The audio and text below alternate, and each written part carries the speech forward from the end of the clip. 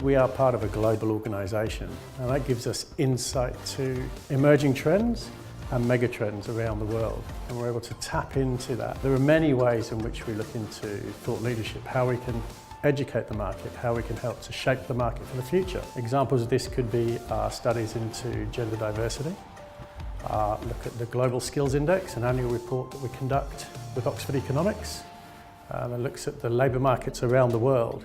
In doing things like this, it helps us to actually educate the market, to look at what are the trends that are coming, and to look at how we can tackle the challenges that Japan faces that are unique here right now. If we look at the way the market's structured right now, in many cases, the work environments actually favour older people because of the businesses that have built the structures based on seniority, based on tenure.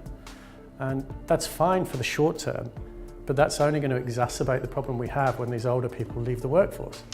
In addition to which, in a market that's increasingly competitive when we're looking for talent now on a global scale, people are not going to be drawn to work in a place where tenure and experience and age is rewarded ahead of results. We see our role very much as an advisor. We're out there every day talking to organisations. Our Global Skills Index survey that we conduct every single year covers all 33 countries within which Hays operate.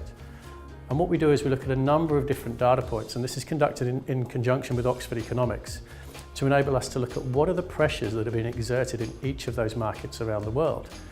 And what's particularly interesting when we look at Japan is the talent mismatch. So that is the tension that exists between the demand for talent in this market and the ability to supply that talent. So one of the opportunities that we have, albeit potentially a short-term opportunity, is to bring in more talent from overseas. So effectively, to solve the issues and the challenges that we have three choices. We can build our own talent, that takes time. We can adapt the labour force that we've got, that requires reform, that is possible. But also we can buy the talent that we need. Now to do that, we need to make Japan more attractive on a global scale. The challenge we have in Japan is more of a structural one and a cultural one, in that if we look at the makeup of the Japanese labour force, about 40% of the labour force are non-regular workers, that is people in non-permanent work, and the vast majority of those are females. Now, if you think about the equation that we're facing here, we have a workforce that doesn't have enough permanent talent. We have a significant amount of talent working in non-permanent roles.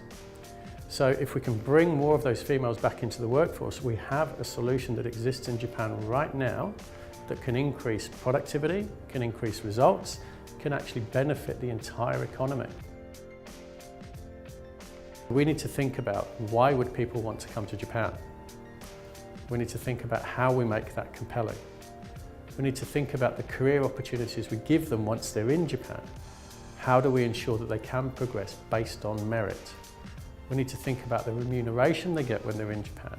How do we make sure that they are rewarded in a competitive fashion for the work that they are doing in comparison to other countries in the region and globally? We then need to think about structurally, how do we set ourselves up to support families in Japan?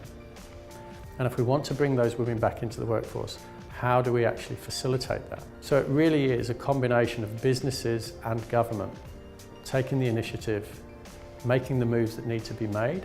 More than anything else, this comes down to embracing change, because the solutions to the problems that exist are right in front of us.